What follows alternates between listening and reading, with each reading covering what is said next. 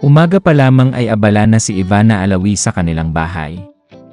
Kasama ang kanyang team, nag-aayos na sila para sa isang espesyal na post na matagal na niyang pinag-iisipan. Hindi ito basta-bastang content, ito ay pasasalamat niya sa kanyang mga taga-suporta. Umabot na tayo ng 33 million sa Facebook. Masiglang balita ni Ivana habang tinitingnan ang kanyang cellphone. Tumango ang isa sa kanyang staff. "Congrats, Ma'am Ivana." Ngumiti si Ivana at agad na tumungo sa kanilang banyo, dala ang kanyang kamera. Doon niya naisipang kunan ang sarili ng ilang larawang simple, ngunit may dating. Suot niya ang isang puting two-piece bikini at piniling walang masyadong ayos. Gusto niyang maging totoo sa kanyang sarili, gaya ng kung paano siya tinitingnan ng kanyang mga fans.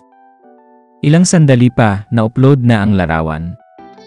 Simpleng caption lang ang inilagay niya, "Happy 33 million." Wala nang iba.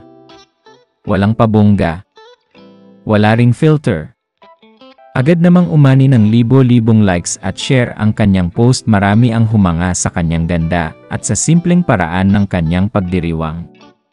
Ngunit hindi rin naiwasan ang ilang komento tungkol sa kanyang itsura, lalo na ang usapin tungkol sa retoke.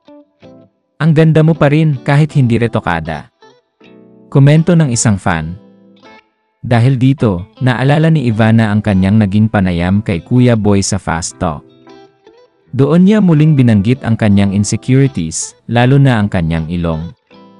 "Na-embrace ko na ang lahat ng insecurity ko," sabi niya noon. "Pero dati, yung ilong ko po, insecurity ko talaga yon."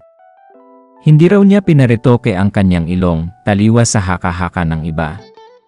Sa halip, natutunan niya itong tanggapin at pagandahin sa tulong ng simpleng makeup. Contour na lang yan, biro niya noon. Ang totoo, hindi perpekto si Ivana at alam niya yon. Pero sa kabila ng kanyang mga takot, pinili niyang yakapin ang kanyang mga kahinaan at ipakita ito sa kanyang mga tagahanga. Kaya marahil lalo siyang minamahal ng publiko, hindi lang dahil sa kanyang ganda, kundi dahil sa kanyang pagiging totoo. Habang binabasa niya ang mga komento, hindi niya napigilang ngumiti. Hindi man niya personal na makilala ang bawat isa sa 33 million, ramdam niya ang koneksyon sa kanila. Sa simpleng larawan, isang mensahe ang nais niyang iparating, "Maraming salamat. Mahal ko kayo."